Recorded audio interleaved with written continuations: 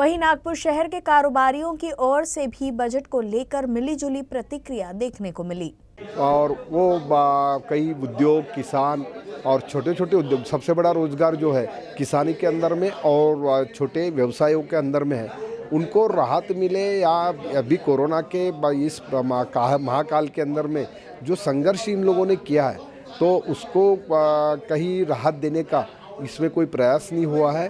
अब बाकी तो चीज़ें जो है वो सर्वसामान्य के हिसाब से तो कोई लग नहीं रहा है। लॉजिस्टिक की बातें की है, बाकी बातें की है, आंगनवाड़ी की जो बात की है, तो ये ग्रामीणों के वहाँ आंगनवाड़ियों को तुम अगर बच्चों को ये करोगे, पर बाकी शिक्षा, प्राथमिक शालेय शिक्षा से मजबूती तो शालेय शिक्षा से होती है, तो शिक्षा के बारे में कोई ऐसा बात नहीं हुई है।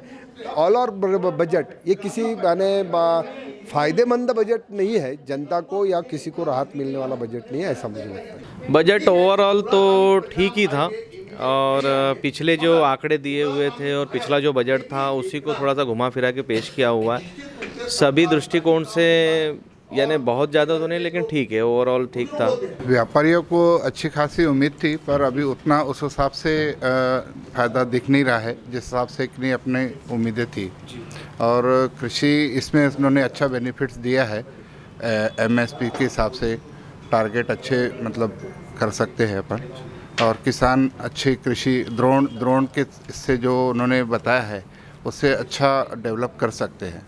यार, हिंदुस्तानी का नैतिक अधिकार है कि उसे शिक्षा और स्वास्थ्य की सुविधा मिलना चाहिए, लेकिन जहाँ तक के एकदम गरीब लोगों को वो सुविधा दी गई है 5 लाख तक की इंश्योरेंस की, लेकिन मीडियम क्लास के लिए कुछ भी नहीं किया गया है। इवन अगर मीडियम क्लास के लोग अपने हेल्थ के लिए मेडिकल इंश्योरेंस कराते हैं तो उसमें भी वो 18% जीएसटी लेते हैं। कम से कम ये तो छोड़ देना चाहिए कि आप तो सुविधा दे नहीं रहे, लेकिन जो अपने पैसे से अपनी स्वास्थ्य सुविधा कर रहा है कम से कम उसमें तो रियायत देना ही चाहिए। ये गवर्नमेंट की बहुत बड़ी गलत नीति है। सब न्यूज़ चैनलों ने ये कहा था कि कम से कम जीएसटी हेल्थ इंश्योरेंस में 5% करना चाहिए। कितना कम करना चाहिए? 18% से 5% कर देना चाहिए, लेकिन इस पर गवर्नमेंट ने कोई ध्यान नहीं दी। ये जो बजट इन्होंने पेश किया है ये लॉन्ग टर्म पॉलिसी के हिसाब से रखा। They are targeting for 25 years and above, so we can't take a fruit just instantly. तो क्या है कि इसको अपने को लॉन्ग टर्म के हिसाब से उन्होंने जो किया, जैसे इंफ्रा प्रोजेक्ट्स किया उन्होंने, इंफ्रा डेवलपमेंट बैंक इंट्रोड्यूस किया है। उसके बाद में उन्होंने जो फार्मर्स के लिए, स्मॉल फार्मर्स के लिए उन्होंने कुछ ट्रेंस का और अपना स्पेशल इकोनॉमिक जोन का ये किया है। तो इसके वजह से किसी लॉन्ग टर्म में इसके फ्रूट्स अपने को नज़र आएगी, ऐसी मुझे लगता है। 100% उम्मीदों पे खरा उतरेगा।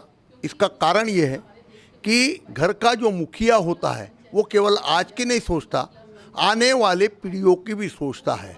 तो जिस प्रकार से सरकार आगे का देख रही कि आगे का भारत खुशहाल हो, इसके पहले उतने साल तक मर्यादित सरकारें देखती थी, मगर ये पहली सरकार है जो आने वाले पीढ़ियों के बारे में भी सोच रही है, इंफ्रास्ट्रक्चर खड़ा कर रही।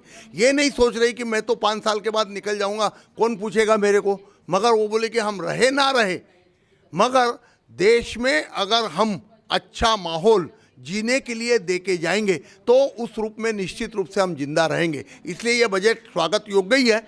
लॉन्ग टर्म है, इनडायरेक्टली है, डायरेक्टली दिखता नहीं है, मगर बहुत कुछ उन्होंने दिया है और बहुत कुछ करने की तमन्ना वो रखते हैं।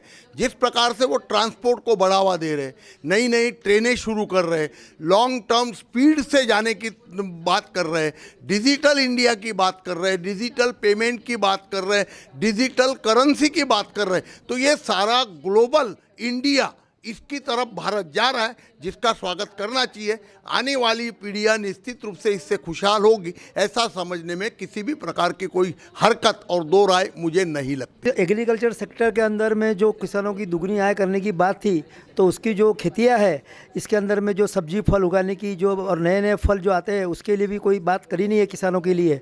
और गांव के अंदर में हम लोग 2047 के अंदर में बोले कि आधी आबादी हमारी शहरीकरण हो जाएगी, तो गांव के अंदर में हमारी जो खेती है उसके मालिक आज हम हैं, तो उसके मालिकाना कहाँ जाएंगे? अभी जो खेती के अंदर में जो गांव में लोग बचे हैं वो जाने के बाद में हम लोग वो जाने के हम लोग जो गांव में जो हम लोग जाने के बाद में वो गांव के हमारे खेती के हमारे मालिकियत की क्या होगी, ये तो मुझे समझ में नहीं आ रहा है। अभी रही बात कि ये जो कहा है कि कोई भी स्लीपर वाला भी आदमी हवाई यात्रा करेगा तो ये हाई स्पीड ट्रेन में हम लोग तो जितने समय हमें हवाई यात्रा में लगता है उतना तो हम हाई स्पीड में से हमारे स्थान पे गंतव्य स्थान पे जा सकेंगे। तो वो योजना सरकार की किस प्रकार से हवाई स्लीपर में हवाई यात्रा करने का मौका कैसा लगेगा, ये मैं समझ के परे है। आम आदमी के लिए जब तक गाँवों का विकास होकर किसानों की उद्धार नहीं होता है तो आम आदमी इसके अंदर में ऊपर नहीं आ सकता है। शहरीकरण के अंदर में नौकरियों का अभाव है। आज उसका हम ग्रामीण के अंदर में जाए और खेती के अंदर में उसके अंदर में हम संभावना तलाशे तो रोजगार का काफ़ी हद तक ये उसके अंदर में रोजगार की गारंटी हो सकती है और सबको रोजगार बन के हमारे गांव भी वाकई में पहले जैसे सोने की चिड़िया जैसे समृद्ध हो सकते हैं।